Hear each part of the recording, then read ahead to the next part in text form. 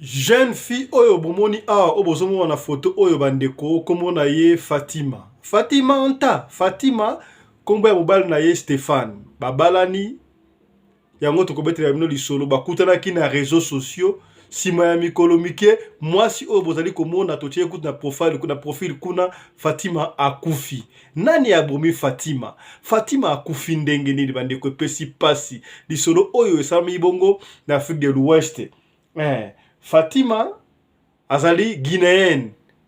Stéphane azali bongo ivoirien. Bato balobi Stéphane a sacrifié mwasi na ye. A sacrifié a solo to ya lokuta yango tokobeta lisolo awa bandeko babolingo awa na radio lokole masolo.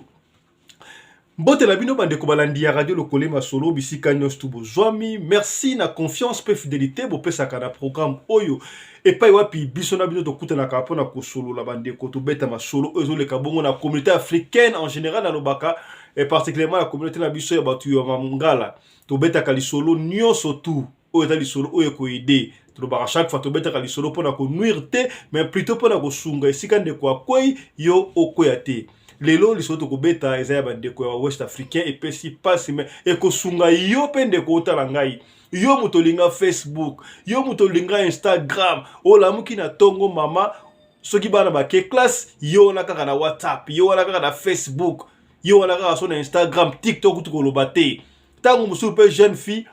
ba misala ndako ba osala malamu te kaka TikTok, kaka Facebook. Tala makambe kombeli ndeko o mwasi epesi pasi bandeko. Toko betela lisolo po oyoka. Qu'est-ce qui s'est passé bandeko?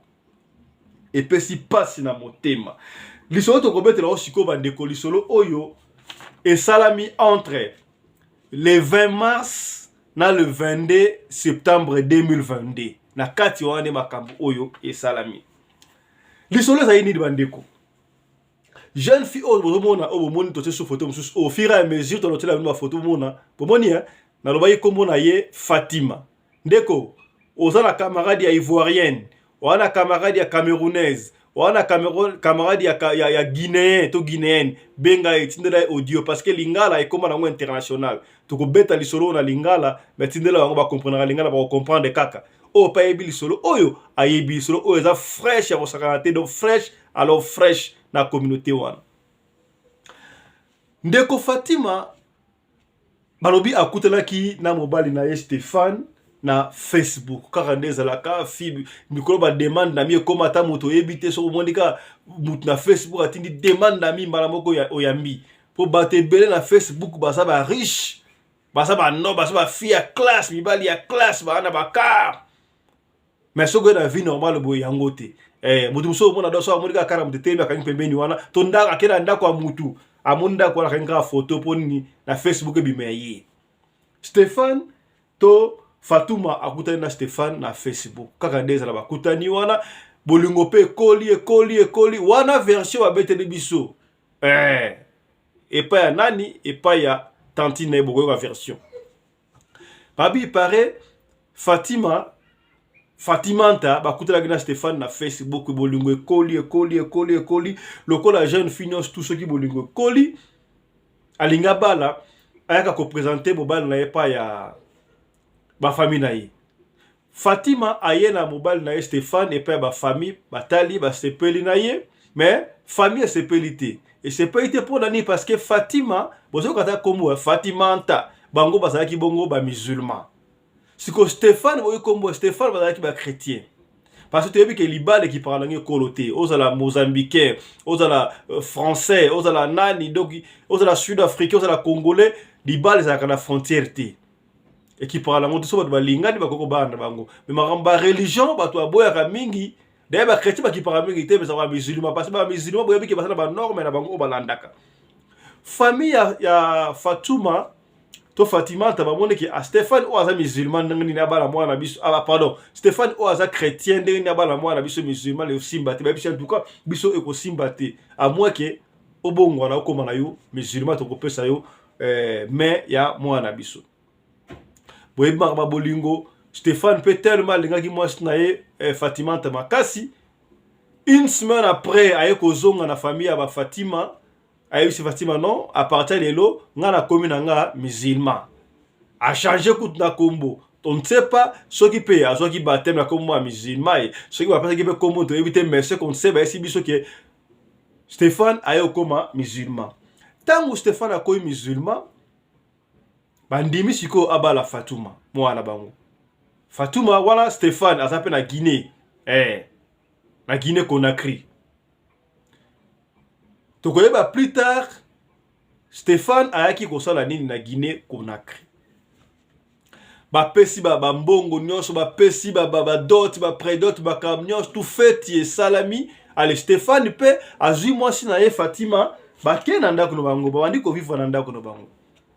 tango akena mwasi na ye une semaine après famille ya Fatima d'après coutume na bango ye siko na ndako do oncle na bango na kolakisa bino oncle Fatuma oncle Fatuma ye moni Fatima oncle bango yo histoire vraie et salabi bongo na Guinée na Côte d'Ivoire pomoni oncle Fatuma ye Fatuma azali mwana mwasi car ndeza kana coutume oncle bango ye tango ye siko kotala mwana bali une semaine après bakana kotala mwana ba pesa ye valise do cadeau na coutume bango cadeau tango bakei kuna d'après oncle alobi tango to komi wana namoni to sol na mwana mais na mwana ki mwana na ngai c'est comme si azala ki perdre la santé ya bien c'est comme ça ki azala ki malade mais nga tellement papa moyena loba ezate azongi taba comme na ndaku boye ko loba na par respect bokilo za ki wana taba comme na ndaku bengi siko mwana bango Fatimanta mama to yaki kuna metomoni yo santon de za ki bena bien test oza bien. Non, papa, là, ça n'a bien, là, ça n'a très bien, ça bien, ça va probablement insister. Mais oncle, on dit, on me simba quitté. Bah, eko benga, c'est sous quelques heures plus tard. Cette fois-là, bah, benga, un téléphone, il y a moi, là, bango, Fatimanta. Dans la téléphone, Stéphane Mbal naïe. Stéphane, il y a quand même, moi, moi, si n'a été au Tikoba, ça fait une semaine, boya qui déjà, pour payer cadeau, mais comme un dérangement, tant que bah, bengi, Stéphane, il y a un téléphone. Allô, nan, Stéphane, tu as la Fatuma. Stéphane, il y a un famille, non? Papa, maman, il y a comme un dérangement, pour dire qu'on dérange biso, toi, moi, c'est pour dire qu'on dérange biso. Asa ya kolala. Batiki. Tango batiki do bakoma ko benga chaque fois presque chaque jour ko benga yo basanta mo ngana bango donc siko Stéphane amoni yango le commis dérangement. Le col a commis dérangement.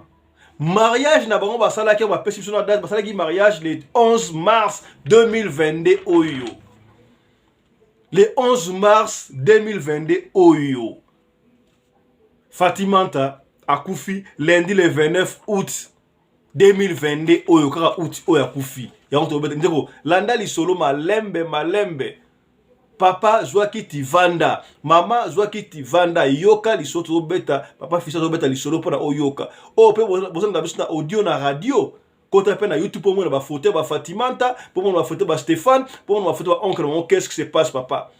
Yo muto ko mona moi na chaque fois na Facebook kaka. Moi na kaka Facebook. Moi na kaka Facebook, mama kaka Facebook, TikTok. Tala makambo le kana ba TikTok na Facebook. Li solo moko ya boye pe beta maka kala na ngola boye yango susu jeune fille o ya lingaka mobile na Facebook mobile akuta pe poto ye a juillet et puis comment que ye moko ka mona mobile wana ba suba mona été suka na ngaki liwa.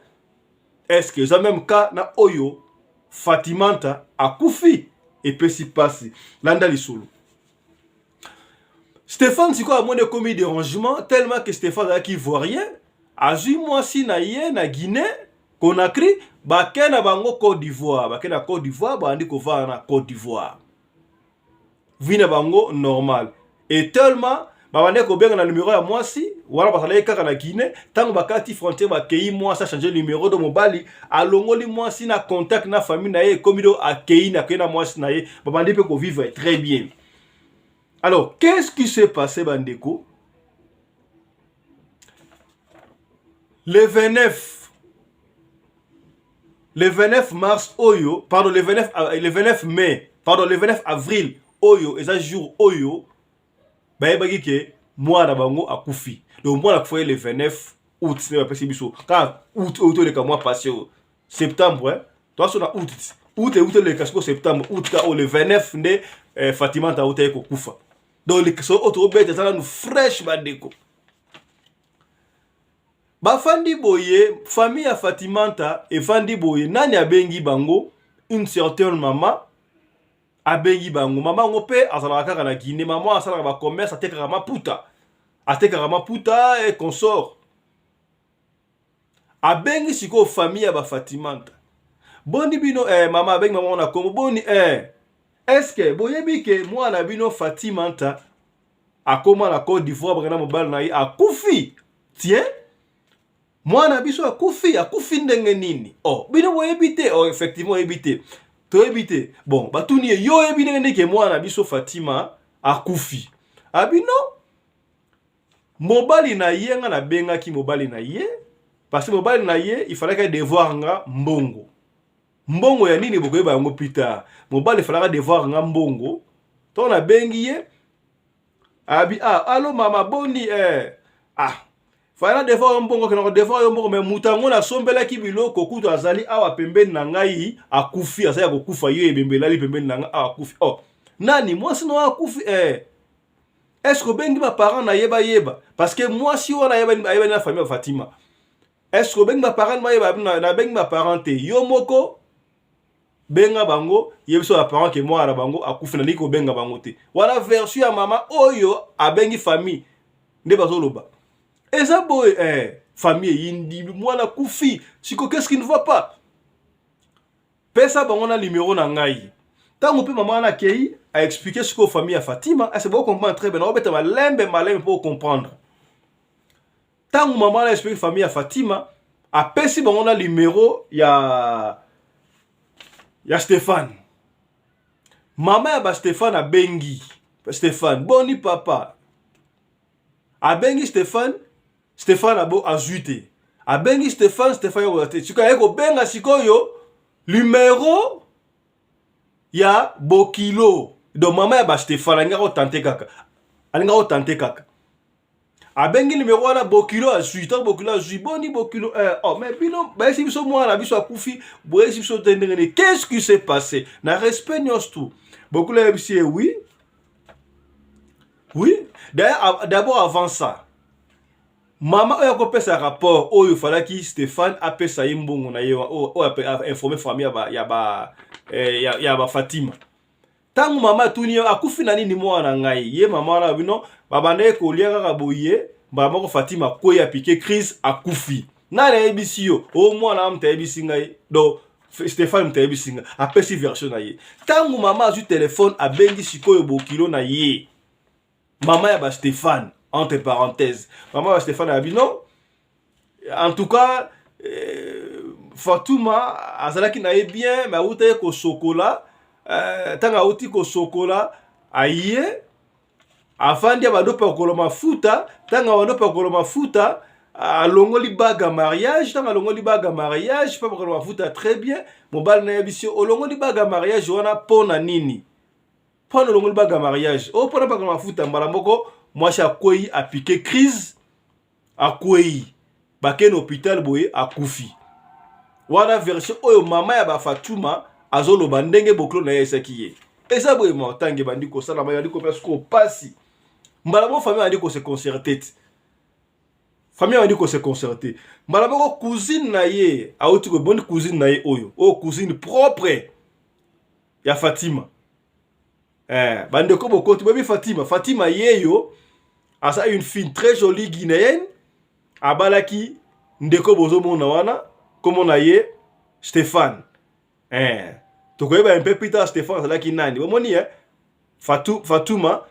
babenga ye Fatouma comme on a ye Fatimanta do abalaki Stéphane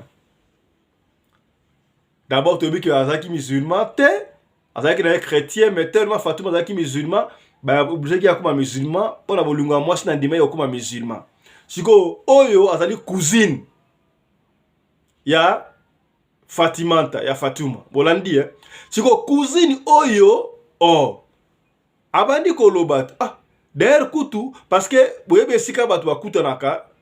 so mwana elimi mobali to elimi mwasi esika bakutanaka balobaka te bango bayebaka mais cousine oyo alobi boye oyebi ke d'ailleurs Fatouma ayebisa ngai ndenge bakutana na Stéphane akutana na Stéphane wana na Facebook ayebisa nga ponga na Fatouma tozaka ba pire ayebisa yika ke non akutana mobali mo na Facebook azo déranger ngai na ndimi to bana pe ko développer ti yango wana yo koma na mariage yeyo ndenga yebisi bango abino bakutelaka na Facebook sikoyo batu ba di ko sala ba analyse mais muto yo akutana mutu na Facebook akutana mwana na Facebook ndanga ni sika boye akufu mama moko boye ndenge nini akufu mama moko boye ndenge nini siko oncle pe siko a comprendre te oncle s'accepte na oncle yeyo oncle oyo akena ko tika valise ya cadeau epa ya mwana na yeta nga balaki oncle siko ba di ko timona mais nga pe na comprendre te tozo nga na tangu fete c'est like afin que tu fete tangu tu yesa ki mwana oyo Stéphane mwana biso avant bala ye photo mona famille na yo ayela ki biso mutu moko boye boyebika mboka libanda po na yesa ki bino awa ke Stéphane asana ivoirien mais yaki na Guinée Conakry ndeza la rate kuta na osana Paris osana Belgique osana Afrique du Sud osa wapi bokuta ndo mboka ya bana kokuta na mwasi esiko lingeza mabete bakuta na balimba balana même pas être mutu mo yaki na mutu wana voisin na ye et puis un peu plus tard baya kwa na mama moka mukolo ayi mama oya mukolo ndeza laki mama na ye bon bayebi tu ki mama na ye solo to ya lokuta mais abise ko na pas comprendre oncle o mutaoloba oncle o azali oncle ya Fatuma donc akoma ile ko la papa parce que papa ya Fatuma biologique azali ki okufa oncle na bango bolandi bande ko wana na radio na audio bozo na très bien sur le ngomolo ba photo wana il faut ko tara na YouTube pour mona to sengi na bino bande ko bo s'abonner massivement na radio ko télévision awa to beta kama solo ya solo awa ka solo na solo et le bana ngota mama e beteli Irene Machandoki awa tondolo te a solo en passant la sengi na bino bo kende pe ko s'abonner na chaîne ya mama Irene Machandoki so koti ko beta Irene Machandoki te beta kaka Irene de Bundes TV donc on a robima bo s'abonner ko na bo s'abonner te veut que maman na biso ma prendre la chaîne na mais est-ce que to s'abonner to supporter pour amatailler plus vite que possible oncle ou alobi mais to ça qui na fait tu wana fait ça ki munene mais ce qu'on n'avait pas compris on a réalisé un peu plus tard fête bandaki fête ku dans le site to mona ika to monika mbala moko mwana biso Fatuma a telemaki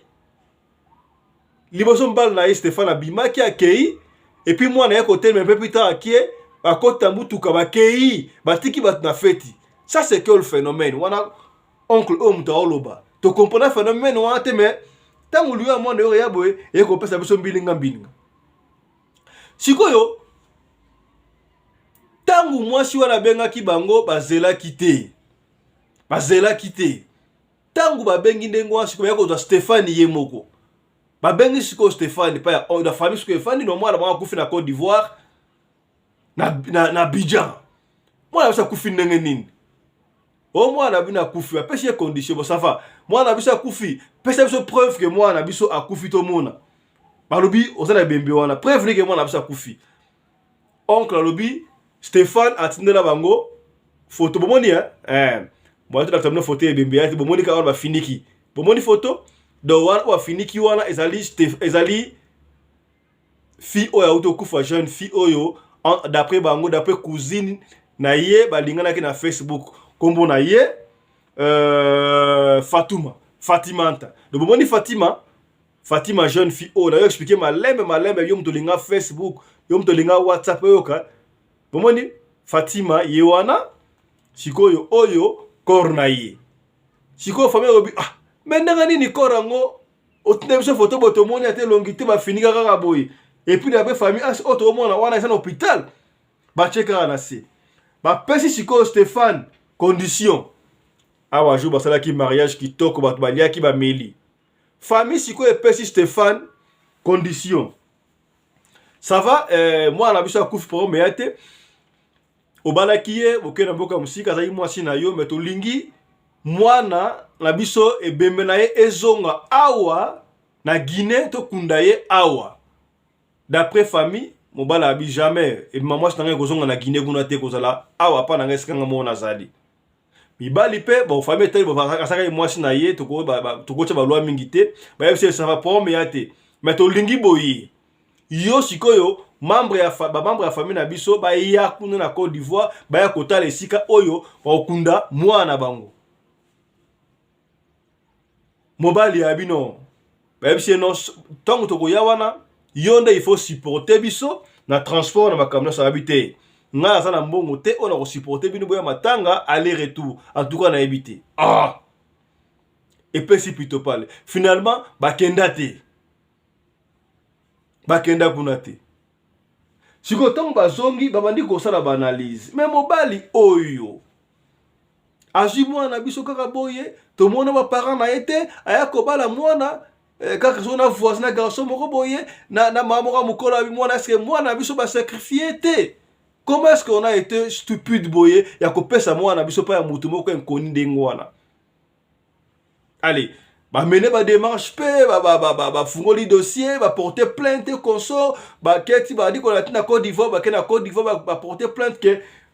mwana mobali oyo na kombo ya Stéphane a sacrifié moi si na ye.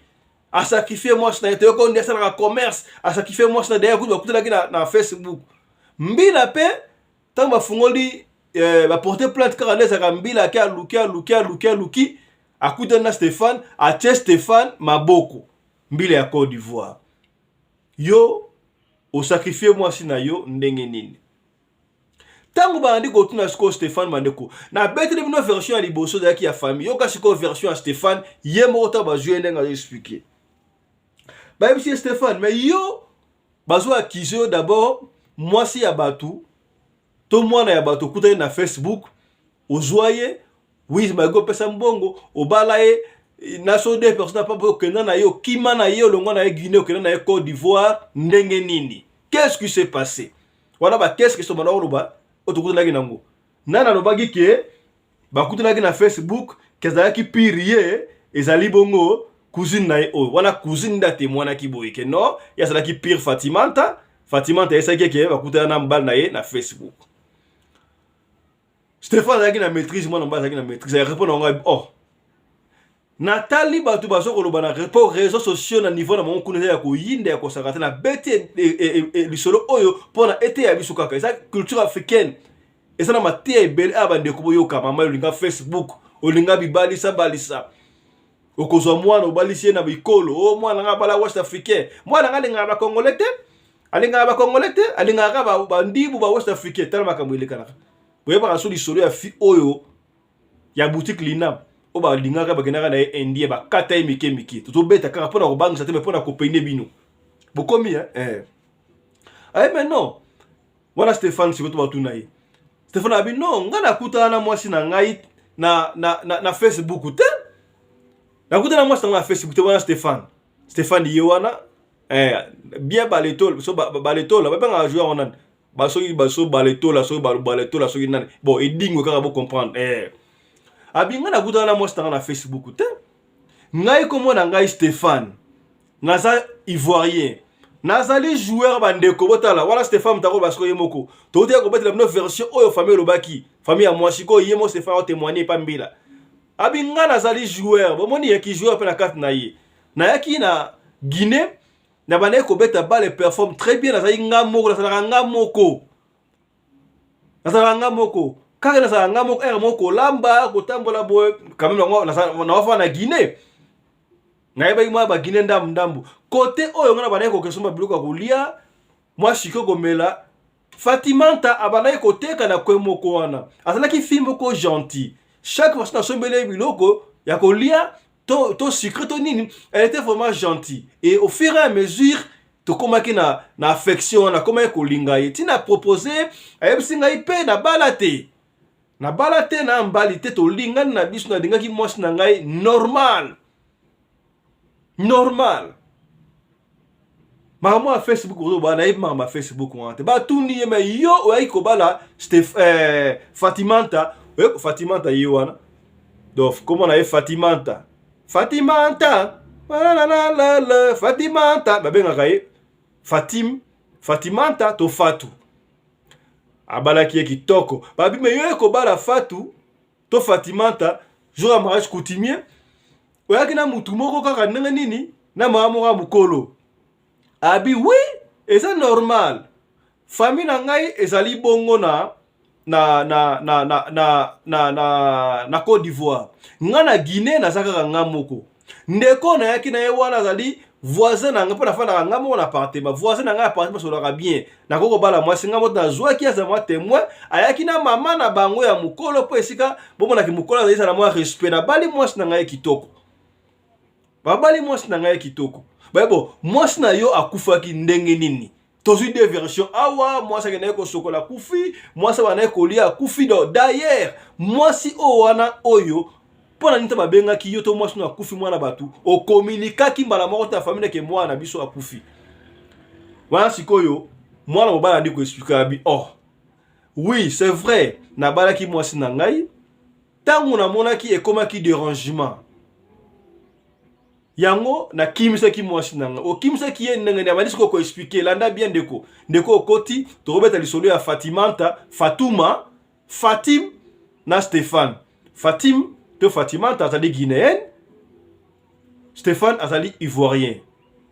okoti na katikati ndeko partager okoti na katikati zela sosisi okozonga na bandeli o comprendre lisolo alobi ngata na balaki mwasi na ngai expliquer nga coutume na bango ndenge ezalaka ndeko bakamba coutume o mboka na mboka zala coutume na bango abiso ko pesi dot bapesaka dot des fois nde expliquer na coutume ya ba guinéen bandeko ba guinéen so bolanda biso wana boko expliquer biso to yebena bo guinéen tuna e coutume na bango abi bapesaka dot deux fois dot ya liboso bapesaka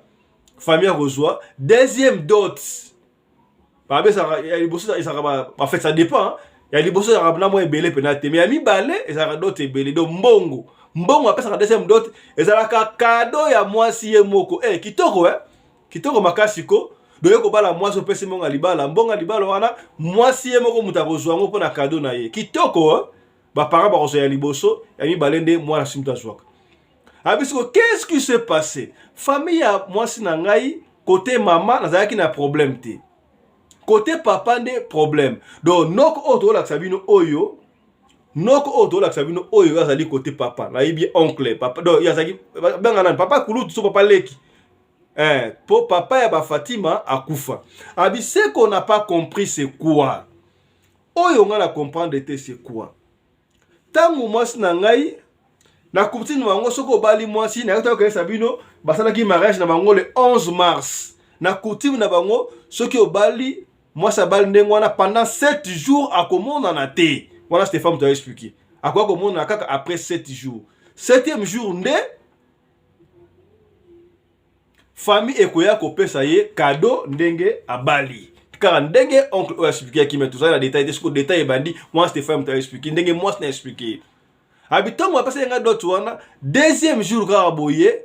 oncle na biso do famille ya papa babandi ko benga sikoyo Fatimanta ono mwana ndenge ya liwana biso mbongo na biso ya dot utiliser déjà dot o bapesa ki yo wana yo il faut tindre ya biso mbongo wana ya dot wana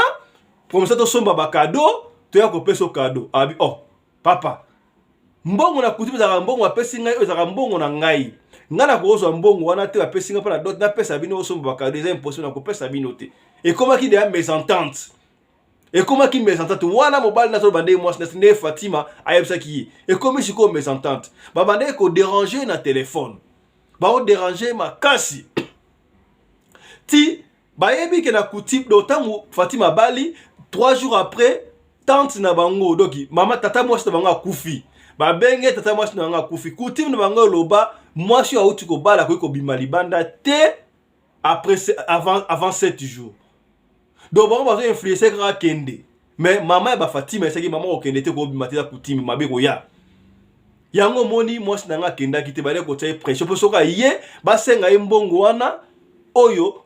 ba pesa pour la dot pour la basombele cadeau et pesi pas ya ko sakana te pendant ce temps ba cadeau ba pesa ki nyos tout et c'est là qui n'en pas ya ma tata mwasi na ngo quelconque. Qu'est-ce que la famille de ma femme a fait?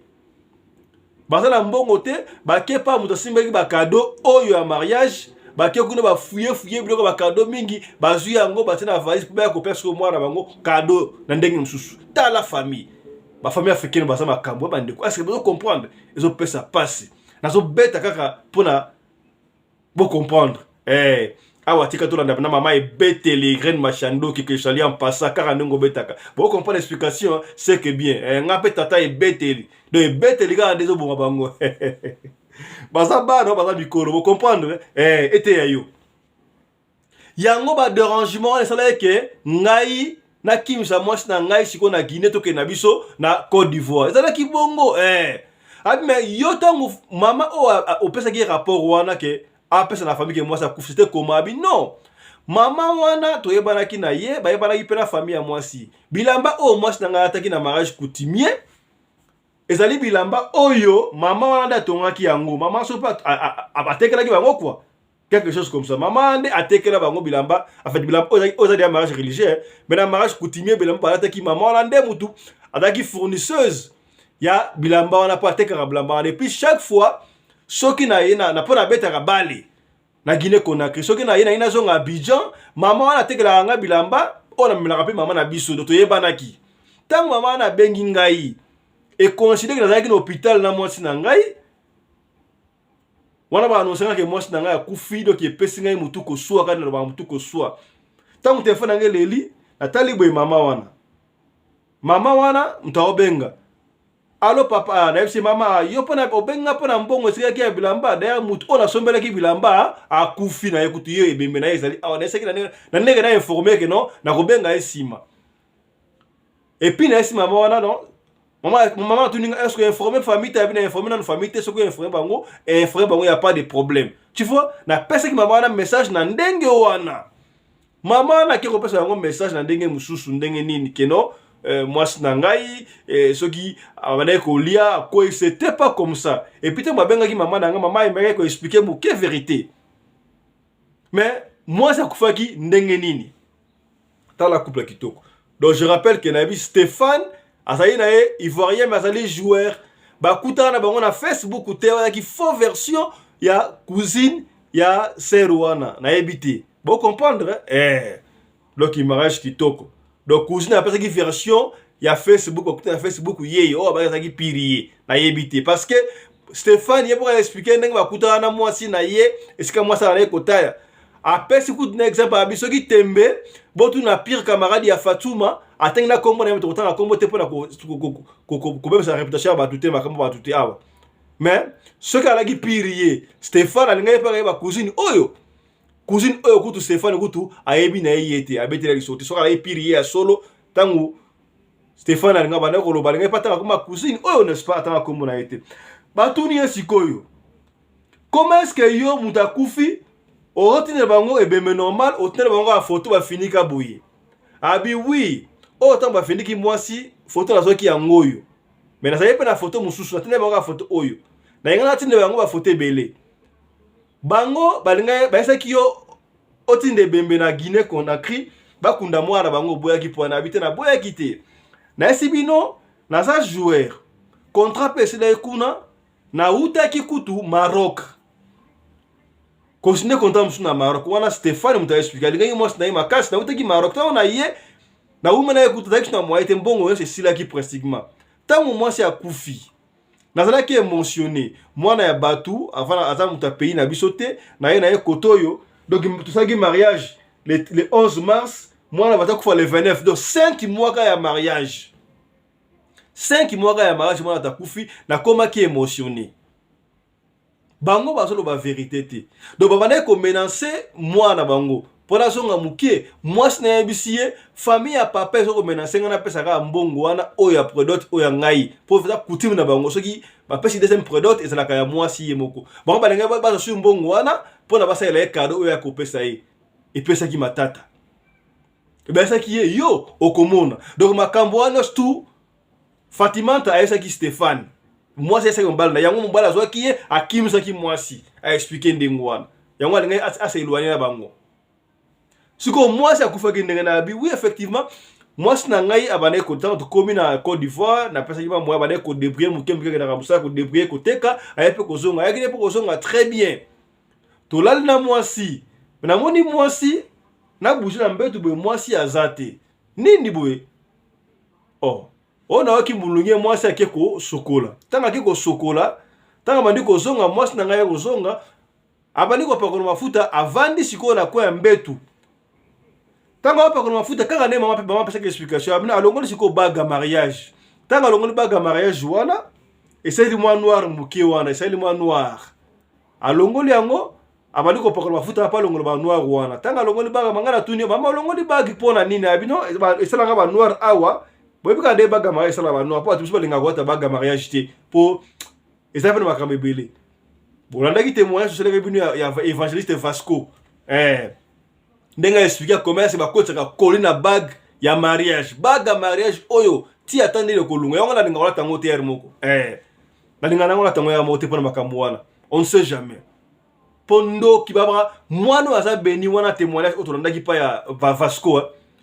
babundi sera toujours mwana aza na étoile soki barato libanda babi soko na 3 mois déjà libuma mama so na étoile ndokelandaka badema landaka déjà soki barate yo na mariage Vasco akena ko expliquer kutu d'avata expliquer aloba kutu non bato basesaka ba mariage ba officier à l'état na commune partout bago bataka wana ko na famille mbali to na famille mwasi ba yokani bandoki tango ba okota bago wana liboko na yo ba wata ba malédiction yo mona mwasi msozaki bien abali ka ba premier bandi mwasi msozaki bien abota ka fa mariage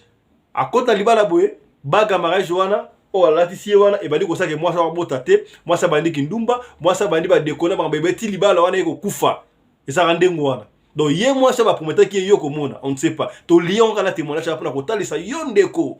masoto beta awa esa la apona ko te yo bokomi aime nalingaki na invité bango ba ya matanga ndenge nini nazalaki na mbongo te oya kotinda na kotia kotinda corps kuna pour nazalaki na mbongo te mais tant ba obligé nga bango ba ya matanga là c'est bango je ne peux pas passer nazalaki na moyen te wana ba yasi bino te nazalaki na moyen te na ko futela bino ba billet boye na futela 10 personnes billet boye tina Côte d'Ivoire ya ko zonga ko zarate ceux qui n'ont supporté à aller mais retour à kokate to kabola ko ba ça va so za ndengo wana pour me ate mais kunda ka mwasi na okuna mais kunda na façon na ndenge na biso ya ba musulman ba expliquer ne ba musulman ba kunda ka ba na bango abi na sala ki kaka ndenge ba lisenga na sala ba pesa nga condition no tindela biso ba photo ya mouvement nyon surtout étape nyon sto ko sala aibi mais ba tuni mais otindeki ba photo ngote po na bi na tindaki ba photo te po epesa ki ngai déjà bien te mwasi na nga na lingaka mingi tango na tindela bango kutu photo kaka oyo na tindela bango oyo je pas compris na réseaux sociaux mbala moko ba publier photo oyo ndenge mwasi na ngai akufi na tindela bango photo oyo po na preuve vraiment que mwasi na nga akufi na sana ba image ya mwasi na ngai ndenge akufi na ba image enterrement mais na ko tinda te de peur que ba tengo na réseaux sociaux ça c'est pour protéger ma femme. Tala un homme qui aime sa femme. Un homme qui aime sa femme. Donc, et Sengeli, la famille à moi si côté papa leki, va se concerter ba loba. Pour nani di ba de consister que moi nangai apesa bango kaka, mbongo oya dot oya li coutume. Dot ya di boso c'est la ya famille, ya mi balé c'est la ya moi si ye moko pour na cadeau na ye. Et puis famille apesa ka cadeau 7e jour. 7e jour o ba yaki wana ba yako pesa mwasi nanga ba cadeau ngo zalika même ba cadeau ba pesa na fête ba trier ba sala na cadeau wana nini. Et là qu'on ba tana bague ya mariage o mwasi nanga daki osonga longola ngo e pesa mbilinga. Mwasi nangai tangu akwai ndengo wana mama na ngai pona tonganda kwa munene na Côte d'Ivoire na musala nanga bale ona gadaki mbongo na Guinée. Na bengi mama na ngavana na salon mama yako ta ndenge mwasi na ngai akwei to bimili banda to suite toke na mwasi na ngai na hôpital Ufotu Bwani apesi na kombo bata Côte d'Ivoire ba yebi hôpital Ufotu Bwani donc kuna tango comme na libanda médecin bimi ba so batinga so bagala so baga médecin tani mwasi na ngai ba bino bokena na clinique interne na clinique mosongolo toke na clinique wana ba ji mwasi na ba côte na batina brancard mwasi ba ko pena mbala mbangu Moukete le docteur Abimi, Singa prend courage, on n'a pas pu sauver ta femme. Et Pessinga émotion, ko sakanate donc terrassé. Moi c'est na balika ça fait 5 mois à koufelanga kaka boyi. Pendant que j'ai terrassé, téléphone est sonné. Voilà, terminé le maman c'est na téléphone est sonné, yangwane maman na benga kingai. Maman oya bilamba wana maman na tekela kabiso bilamba, o mas na attaquer on a essayé que non, ndengo benga boy muto sonla ke bilamba akufi. bango bakanisa on dirait tant moi ça peut un rapport que non ah d'ailleurs tout mon temps na somba ki bilamba ku faisait bilamba au moins tanga ataki na mariage coutumier voilà histoire ni pesi sikoyo ngai tango abi na kutana moi na Facebook na kutana na Facebook te na kutana moi na ngai sika bana ko te teka camarade n'internet la pesi combo des témoins sikoyo ndeko na bango wana guzine o abi na Facebook esa yebi ndeko na bango bien nga sala na ko Facebook mingi te batu ba yebi ngai tango bola sa photo na ngabo na réseaux sociaux nga la zali joueur na yeba na Côte d'Ivoire bomoni na yeba na Côte d'Ivoire na yeba na Guinée moi na ngai wana ko bomba moi na ngai te wala jour à mariage na bango mais ce que ba ko bala kuta na Facebook ndenge nini pourquoi ils ont fait ça peut-être ba moni ke nga na joueur na yebani ba lingi ba salir ngai balo bakena na mutu ba chance culte na ndexi moi na ngai ezali bongo te tala histoire na ngai ndenge zali do mabe na ngai pona bala ki étranger amour ekipaka frontière ti tala li solo ndeko oyo ba salir ye kaninga moi na Facebook abole alekisi moi sinon na kimsa ki moi na ngai kuna pona ngai ko sauver moi na ngai malgré ça famille na elandie ba bomi moi na ngai. Je suis en train de me rappeler, na ebité koli ba rotique la moi na ngai parce que famille déjà abaki famille ya papa na biso ba sepera na biso te ndenga na balaki ba sepela gite ba ndeko linga totika de locher ba na bomba balite donc ba famille ça rende bon africain donc ba papa leki papa kulutu moi na banga balite moi na ndeko na banga kufa bali et pesi jalousie ba bandi ko luka luka na makambo ti talaka na kotine bango za raso mutabali ba dota liboso famille okozwa yangi baleza ka moi si boko muto okozwa mais bango bali apesa bango tous les deux d'autres wana tanga boya qui créer problème coutume bango za la non ce qui moi ça bali 7 jours akobimata tali comme la famille mais ba eko benga et troisième jour que tante na kufi aya heureusement maman na zaka en vie à sauver avec koyate mais ta no histoire ba ne ko lukela isiko ba prometaki que yo komona ngoliwa ba ji moi si moi na ba to ba kufi est-ce que ce qui papa na bango azalaki balinga ba kufa tout le monde a ma famille va ka bongo pesa epelé bino bana botikali bosala ka attention papa kufi mama kufi bozo mwana ba papa leki batata mwasi mama kuto mbilinga bosala soudé bino bana bosala ka attention po monguna kote la binoti ete ya bino toyeka ko beta li solo na radio lo kolé ma solo po to beta ma solo po te ya bino li solo e umeli et 42 ou 45 minutes te expliquer bino version à liboso na deuxième version to combiner yango normalement fallait to beta le kambala moko mais to combiner yango pour comprendre ndeko bo komi to suki awalelo bandeko pesi pasi to beta bino li solo ya Stéphane pour mon Stéphane oyo asa ivoirien muta Côte d'Ivoire asa na joueur na moi na Fatima anta babenga pe Fatouma histoire vraie bandeko basana ba chaîne ba ivoirien boko mona histoire eux toka ya kosakana te version de bosse bimaki kino ndeko oya sacrifice moi na enzo que ça libongo te ay ko sa vraie version siko to betele to deux versions to combiner yango yo moko tala nani abomi mwana famille ya papa mute bomi mwana bango te mobali mute bomi abomi mwana sinaye et pesi pasi ete ya bino merci na confiance pe fidélité bo pesa kana radio loko télévision to basaka bino to betaka masolo pona ko pende bino to betaka masolo ya ba congolais te me ya bato mangala to betaka masolo africain en général mais particulièrement ya bato mangala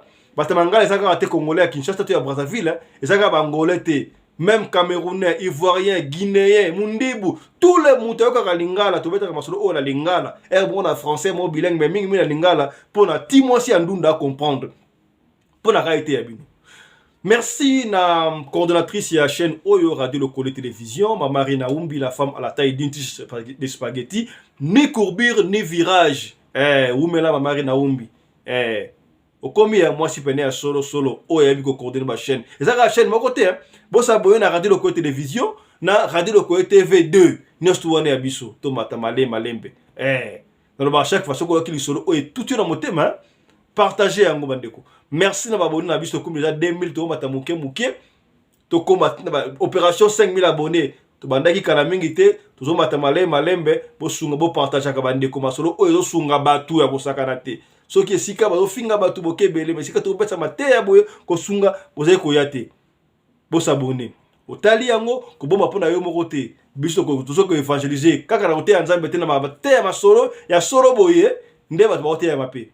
Partagez dans Instagram, WhatsApp, Facebook, TikTok, partagez le lien. Peut-être que vous avez des gens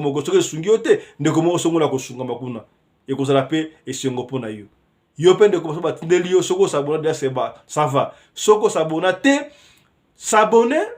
et puis fina cloche à notification pour na ko rataka émission na biso te soto tiango. Comme ça peut être au côté de kotaka j'aime na émission pour na ko protéger ba émission na biso. To soki awalelo, to kuta nous prochainement pour na numéro nous sur Radio Lokole, Masolo na chaîne na bino Radio Lokole TV. Chap chap. Et tchara.